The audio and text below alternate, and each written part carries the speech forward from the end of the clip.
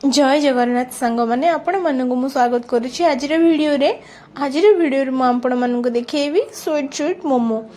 तो आज संध्या बेले आम मोमो बनईलु तो से रेसिपी को मु भाविली आपण मानक सहित शेयर करी तो मु भिडियोटी करी। चलतु आज मोमोर रेसिपी को देखा आउ वीडियो को मोर लाइक करेंगे शेयर करेंगे कमेंट करेंगे आउ चैनल को सब्सक्राइब करेंगे। Thank you.